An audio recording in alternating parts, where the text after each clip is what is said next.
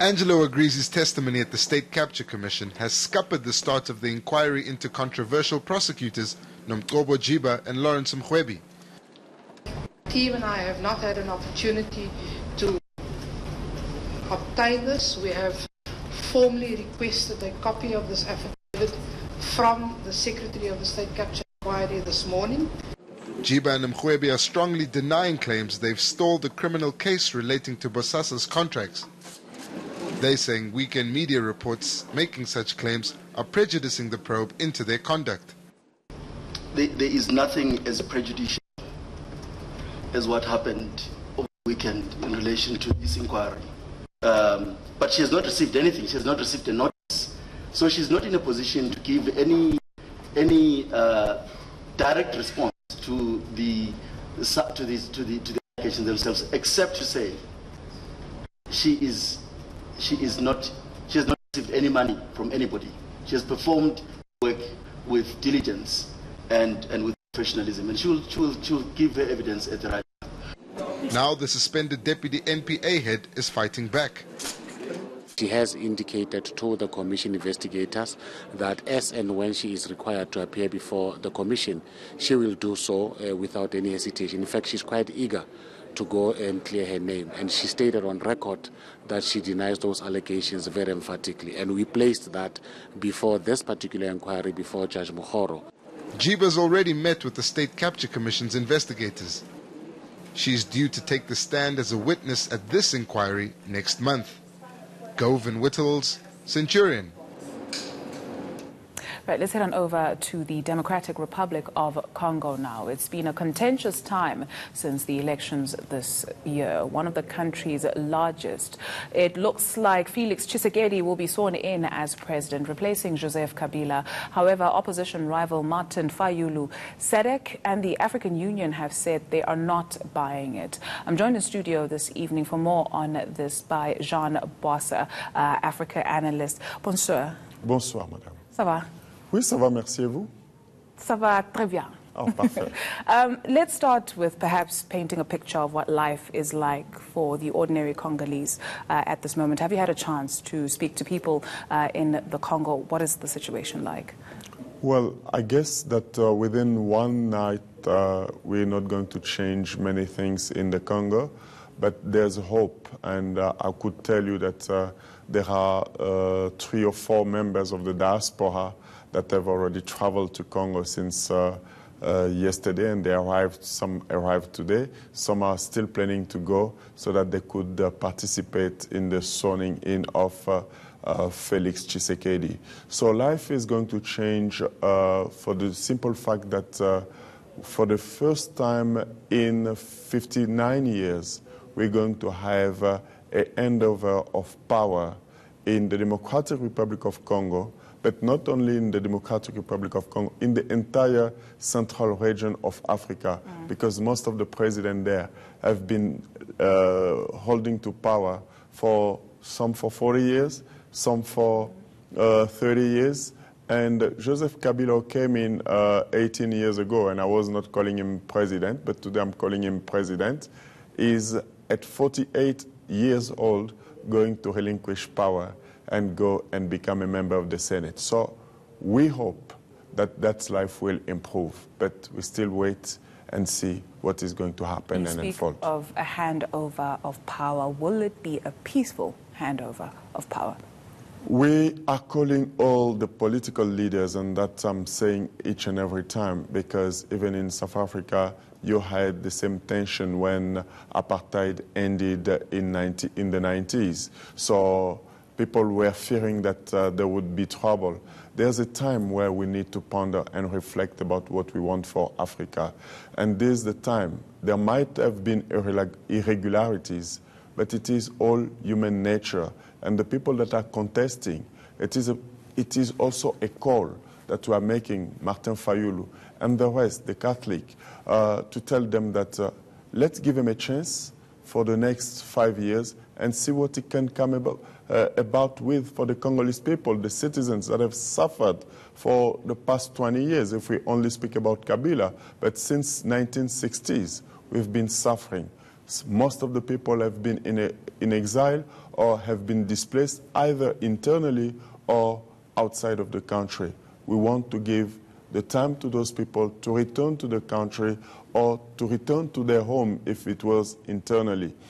But what is important for us is to pave the way for peace. And we can only but hope and ask people to love one another and to love the country, because it has been for so long. Let's talk about those who have been displaced by what has been happening, or a lack of commitment from leaders to change the situation in the Congo. Some we find are living in South Africa. What are conditions like for those people? Well, the conditions here in South Africa are very dire, and it is important. If you go around Yeovil, you go around Rosentenville, you go anywhere in South Africa, you will see that some of the children, and I always speak, as an educator, I always speak about the children, because that's the future for tomorrow. And there are children that are not studying, just for the mere fact that they don't have a birth certificate, some of them. And some also are not recognized by the embassy. Some don't have the means to go to school because they don't have a proper job. There's promiscuity. You will find people that are living 6, 7 in the same room. And these are unacceptable for our Ubuntu and our African traditions, living with a child that is 15, 16 years old. People don't want to talk about that because they find it's a taboo. But it is not a taboo to speak about the truth. And it is important that we change that narrative of the Congolese people. In the Congo, that is the same. You will say a 40-year, not a child, but an old man who's living under the roof of his parents. And this is very tragic, and it is painful because there's no job. The leaders haven't created job. If you go into the eastern side, and possibly that is one of the reasons for which President Kagame could not make the trip, because people are resentful of the visit of Kagame, who claim to take the refugees from African refugees from Israel, but he has got refugees that are based in the Congo that have been creating havoc for the past 20 years, and he doesn't take them back in Rwanda. So these are the issues we are facing as Congolese, and one of the critical issues that I'm calling here the leaders of Africa is to be able to help the Congo for the first time to get a census of the Congolese people, because people say 80 million. But are we really 80 million? The last census was in 1984. We don't have a proper identification of the citizens of the Congo. You do have. Wherever you go, they will say, where's your ID? Even if the traffic cop arrests you, they will ask for your ID. In the Congo, that does not exist. The only thing that exists to recognize, to identify with the Congolese, it's that electoral vote cards. And it is not a proper identification. So these are the issues that we need to unearth and be able to implement. So we are calling to His Excellency President Felix Tshisekedi, elect. So when he's sworn in, there's a lot of work to do. It's not just corruption here and everything. It's so pathetic that we need to change the Congo and Africa. And that's where we leave it. Monsieur Jean Bosasa, merci beaucoup. Avec plaisir, madame. Do stay with us. Coming up after the break here on NewsHour. Poverty is increasing. Okay, so it's not going the way in which the rest of the world is going. We are going that way. Inequality in South Africa is on the up again, and this time Oxfam wants accountability.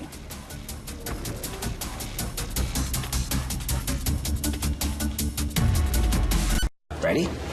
Set? Go. Someone has to make sure you have a little fun. You're not a reporter anymore. You're a survivor. You want half this marriage. I'm not the half that had the affair. I know you better than anyone else because I love you. That's great. You can't go flirting with every woman in this neighborhood. This girl is my daughter.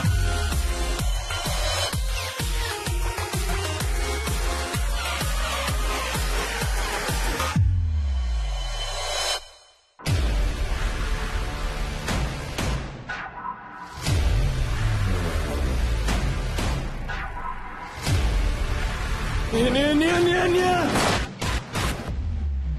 het haar lewe verwoes en jy is net so skuldig. Moenie tussen my en my seun en my kleinkinders kom nie. Want as jy dit doen, sal ek die lewe vir jou hel maak. So ons gaan eens en vir altyd met Jean Corbin afreken.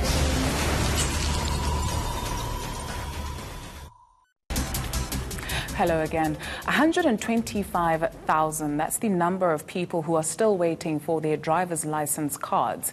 A labour dispute led to the backlog, but the department says it is catching up, as John Bailey reports. The Transport Department saying it's introduced a contingency plan to recover production time lost during the labour dispute. Officials are now working increased hours to address the backlog. The backlog that we have was 324,000. So we are left now with, we've eaten into it. We have an outstanding production of 125,000 cards. And we believe that on or before the end of the 8th of Feb, we'll be done with that backlog. A directive is being issued to traffic authorities not to penalise those who've complied with the prescripts of their renewal applications. Various motorists will be exempted from fines. This includes those who renewed their driver's licenses 3 months before they expire. New applicants who've applied for temporary driver's licenses are also absolved, and those applying for licenses after they've expired must by law obtain a temporary one in order to be let off the hook. The process is produce a driving license receipt, because otherwise there's no other way to prove that you've applied for a license. But if it does happen that you don't have the receipt, or under other circumstances, and a fine gets issued, or for fines which was issued prior to the directive, then people can apply to the department concerned for the fines to be cancelled. If your temporary driver's license has lapsed due to the backlog, you don't have to reapply. But you'll have to produce your expired license when asked. John Bailey, Pretoria.